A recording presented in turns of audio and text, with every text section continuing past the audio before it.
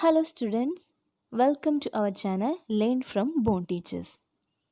Today we are going to discuss about protozoan diseases. We have to learn two protozoan diseases. One is malaria and other is amoebiasis. In this video we are focusing about malaria. So what are protozoans? What kind of organism it is? Protozoans comes under kingdom Protista. This kingdom is considered as linked with plants, fungi, and animals. Animal-like protists are called the protozoans. It means first animals. Protozoans are many types: amoeboid protozoans, ciliated protozoans, and flagellated protozoans. The disease malaria is caused by the protozoan Plasmodium. Plasmodium is the genus name. Mainly four species cause malaria. They are Plasmodium vivax, Plasmodium malariae, Plasmodium ovale, and Plasmodium falciparum. Out of these four species, Plasmodium falciparum causes the malignant malaria, very severe and results fatal. Means the chance for death is very high. Plasmodium comes under sporozoans. Sporozoans are the protozoan which are exclusively parasitic and they don't have any special locomotory organ and have very complex life history. Plasmodium is endoparasite, lives inside the host. They are pathogenic blood parasite. How Plasmodium reaches in our body? Yes, through the vector or carrier Anopheles mosquito. Female Anopheles mosquito. Mosquitoes are many types like Culex, Aedes, but only Anopheles can act as the vector for malaria. And one more thing, only female mosquitoes bite us. Male mosquitoes feed on plant sap. That's why we are learning the vector is female Anopheles mosquito. Plasmodium has complex life cycle. It includes a sexual cycle. It is called the schizogony. It's a type of multiple fission. Their life cycle also involves sexual cycle that includes gametogony and sporogony that we discuss in detail. So now we understood how we are getting the plasmodium infection which leads to malaria.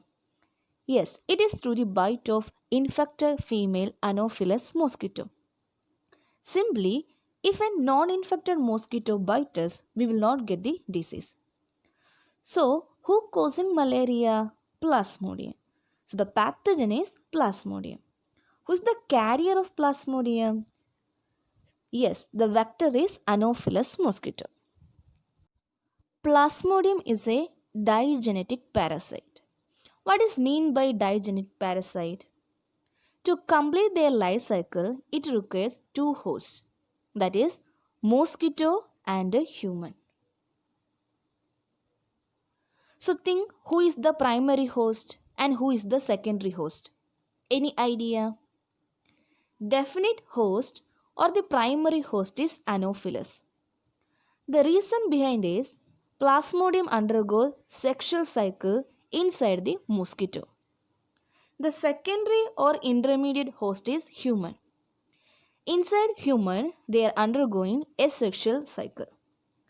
One more concept you people have to learn, that is what is mean by biologically primary host and clinically primary host.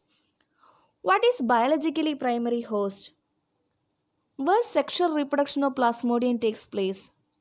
We have learned it is inside the Anopheles mosquito.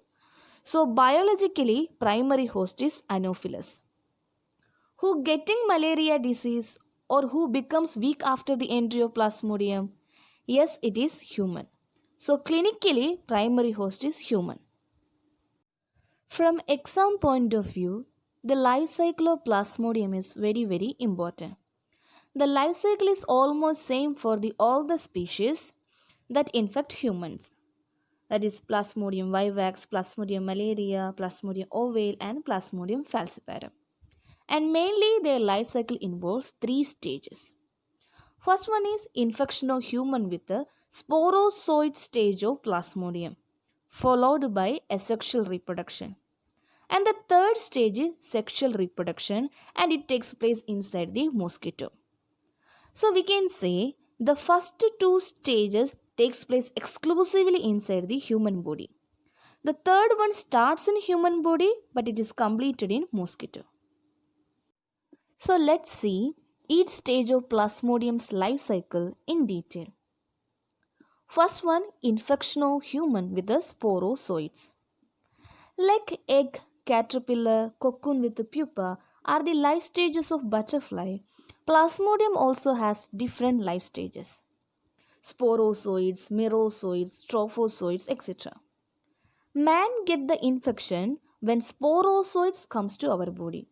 So the infectious stage of Plasmodium is sporozoites and that are spindle shaped. How this sporozoid reaches inside our body? It is by the bite of infected female Anopheles mosquito. In them, sporozoids are present at their salivary glands. As I said, by biting, mosquito sucks our blood, same time they release a saliva. See this figure, mosquito biting a person. As sporozoid present in salivary gland, they got mixed with the saliva. So with this saliva, sporozoids enter into our body. Why mosquitoes release saliva during blood sucking? For the continuous supply of blood. They have to prevent blood clotting. For that, their saliva has anticoagulant anophyllin. So mosquito can enjoy an uninterrupted meal. After entering to our body, sporozoids travel through blood circulation and reaches liver. Now the second stage of life cycle takes place at the liver, that is first asexual reproduction. From this figure you understood sporocytes travel through blood and reaches liver. At liver they reproduce asexually. This asexual reproduction is called the schizogony. It simply means multiple fission. From one single cell many progenies are produced. Later this progeny attacks liver cell. The newly formed cells now we can call merozoites. It again released into the bloodstream. So in liver what happened? Sporozoites enter and undergoes first asexual reproduction. The merozoites enters into RBC and start to feed on hemoglobin. This is very active stage of feeding and this stage is called the trophozoid. So remember if the question asks to find infectious stage of Plasmodium, the answer is sporozoites. If they are asking for feeding stage, then it is trophozoid. The entire hemoglobin they are not able to utilize. They breaks hemoglobin into heme and globin. They consume the protein part that is globin. The remaining heme is deposited as hemozoin. It's a powerful toxin. This time onwards the person gets fever. So after the infection it takes 10 to 14 days for the symptoms. This hemozoin granule started to deposit over the walls of RBC. By electron microscopy we can see the hemozoin granules. And this stage is called the Schaffner's dot stage. After successful feeding, the trophocyte undergoes the second asexual reproduction. Why it is called the second asexual reproduction? Because the first asexual reproduction completed in liver. By this second asexual reproduction, again large number of progenies are produced. We can again call them as merozoites. Sometimes these merozoites are arranged inside the RBC like petals in the rose. So this stage is called the rosette stage.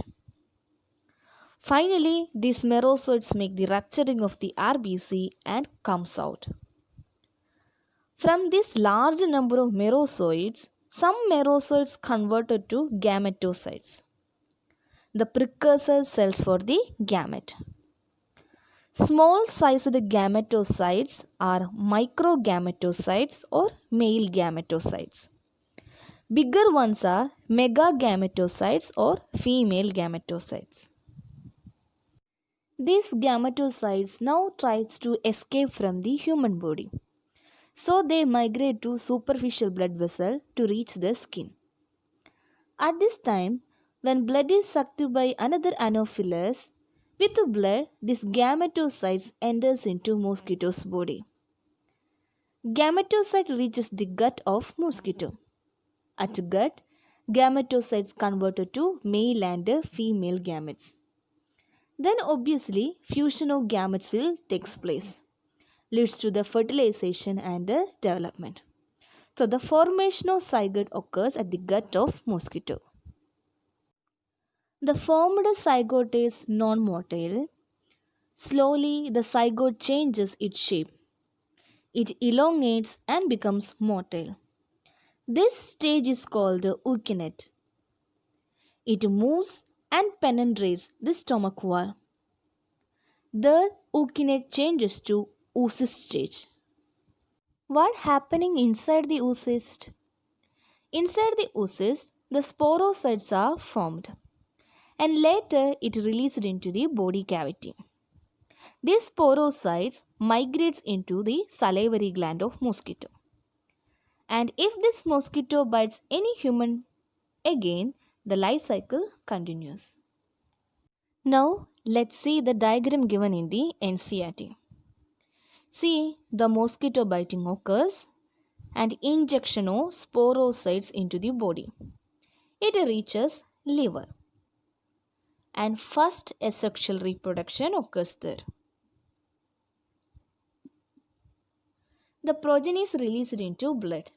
They started to attack RBC and here they produce hemozoe. Person gets fever and chill. The parasite undergoes second asexual reproduction and produce gametocytes.